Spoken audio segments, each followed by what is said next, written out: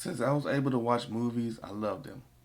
From watching them at home with the family, going to the movies, and watching them as a kid at school, movies have always had an impact on my life. I love all types of movies because of the different stories that they tell.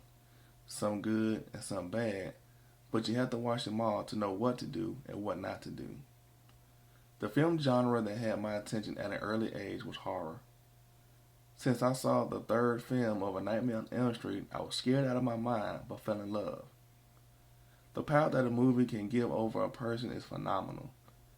The way it makes you laugh, cry, get angry, or just have you scared out of your wits. Movies can conjure up many emotions and feelings. One emotion I felt about going to the movies was excitement. When the previews are over and when the lights dim, I knew I was in for a treat.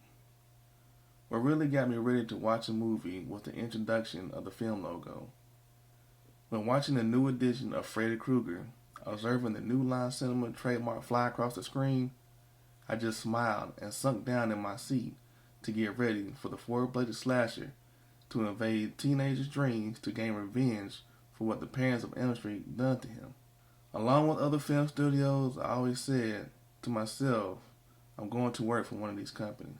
Most importantly, movies have given me inspiration.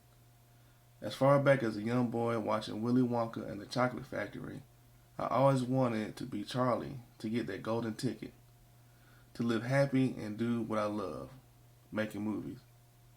The first director that I was inspired by was Martin Scorsese. Goodfellas was the first film I watched by Mr. Scorsese at 10 years old, and I was blown away. I was intrigued by the story to see the rise and fall of Henry Hill and the Mafia crime family.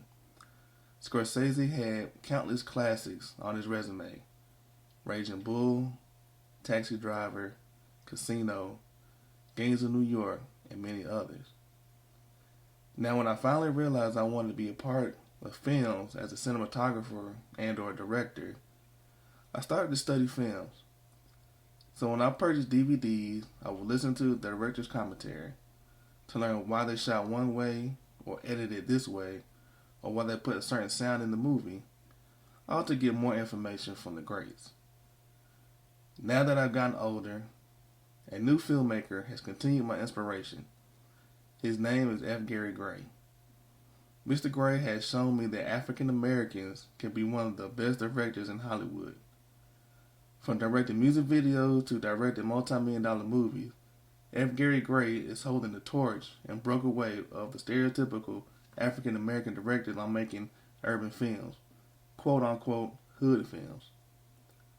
He directed movies with megastars like The Italian Job with Mark Wahlberg, The Negotiator with Samuel L. Jackson, Law-Abiding Citizen with Jamie Foxx and Gerard Butler, and most recently Straight Outta Compton with Paul Giamatti.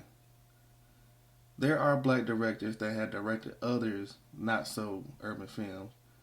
The Book of Eli and From Hell by the Hughes brothers, Training Day and Shooter by Antoine Fuqua, in my opinion, is the only other black director on F. Gary Gray's level. As the years went by, I decided to try filmmaking with my partner and friend.